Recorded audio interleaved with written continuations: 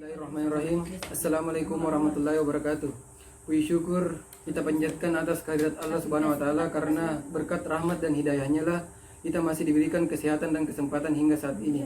Pertama-tama izinkan saya untuk memperkenalkan diri. Nama saya Rahmat Wardana dari Fakultas Syariah dan Hukum, jurusan Hukum Tata Negara angkatan 2017.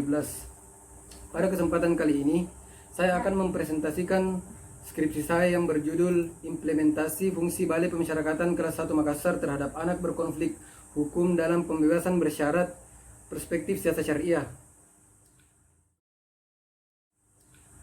Latar belakang: pembimbing Balai Pemasyarakatan yang melaksanakan bimbingan kemasyarakatan di Balai Pemasyarakatan memberikan kegiatan pada anak pidana berupa pendampingan dan pendidikan untuk bekal hidup agar anak pidana ini dapat bergaul dan dapat diterima di masyarakat.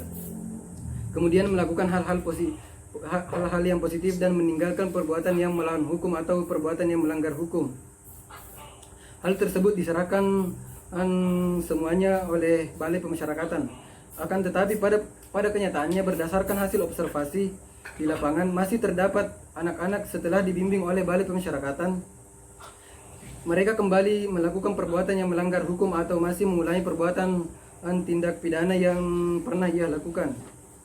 Berdasarkan uraian tersebut, dapat dilihat betapa pentingnya dan tidak dapat dipisahkan antara fungsi kontrol, bimbingan, dan peranan yang diemban ke pundak Balai Pemasyarakatan terhadap kebutuhan dan pada masa depan dari seorang anak yang berkonflik dengan hukum serta anak yang berstatus anak pidana.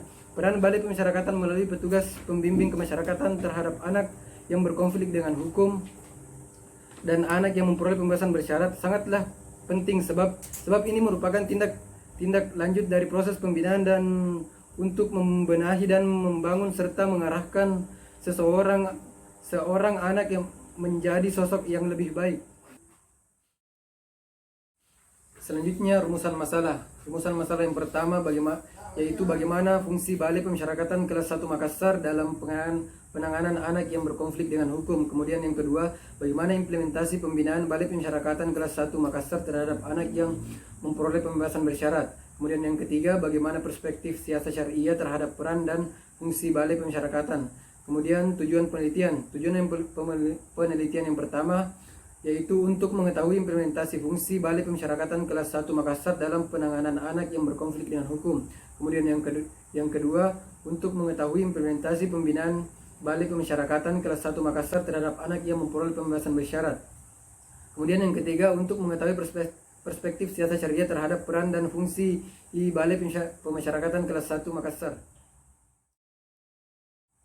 Kemudian selanjutnya jenis penelitian. Jenis penelitiannya di sini yaitu kualitatif lapangan dan deskriptif.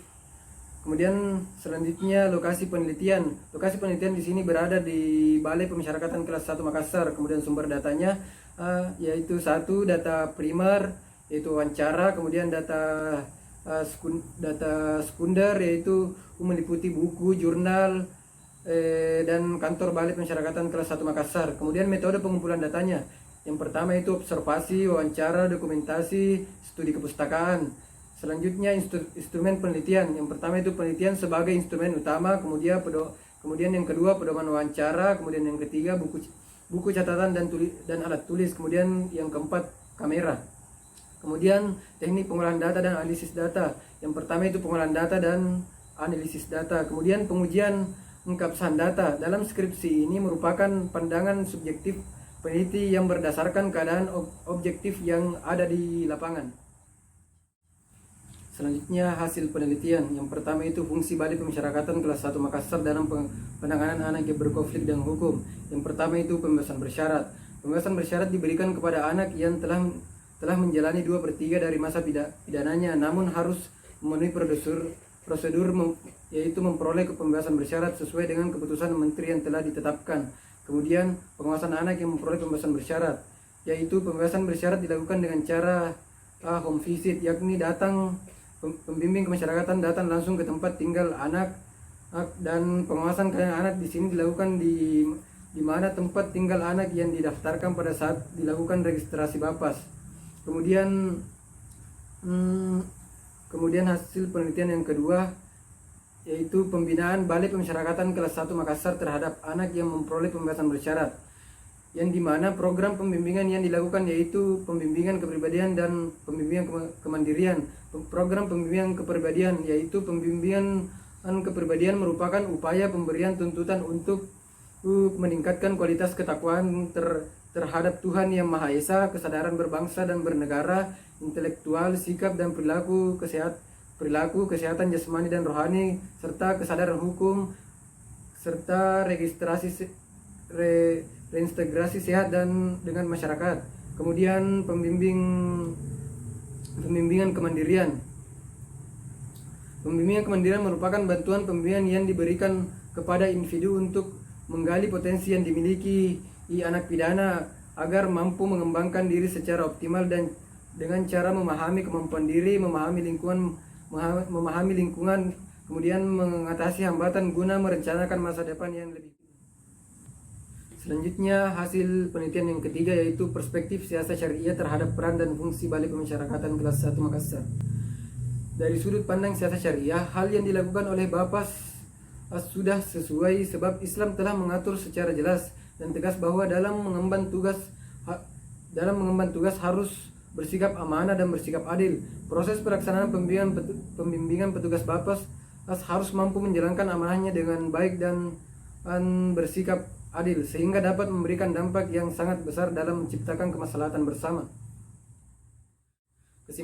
Selanjutnya kesimpulan yang pertama yaitu implementasi fungsi Balai Pemasyarakatan kelas 1 Makassar dalam penanganan anak yang berkonflik dengan hukum telah terlaksana sesuai dengan ketentuan yang terdapat di dalam Peraturan Pemerintah Republik Indonesia Nomor 31 Tahun 1999 tentang pembinaan dan pembimbingan warga binaan pemasyarakatan. Kemudian yang kedua, implementasi pembinaan Balai Pemasyarakatan kelas 1 Makassar terhadap anak yang memperoleh pembebasan bersyarat terhadap upaya pelaksanaan bimbingan sudah optimal sebab telah memenuhi kriteria bimbingan yang diperlukan. Kemudian yang ketiga, dari perspektif siasat syariah, peran dan fungsi Balai Pemasyarakatan kelas 1 Makassar terhadap anak yang berkonflik dengan hukum dalam pembebasan bersyarat telah sesuai sebab telah menerapkan asas amanah, asas manfaat, dan asas keadilan serta berlandaskan pada Al-Quran yang terbukti secara konkret melalui data yang diperoleh dari lapangan.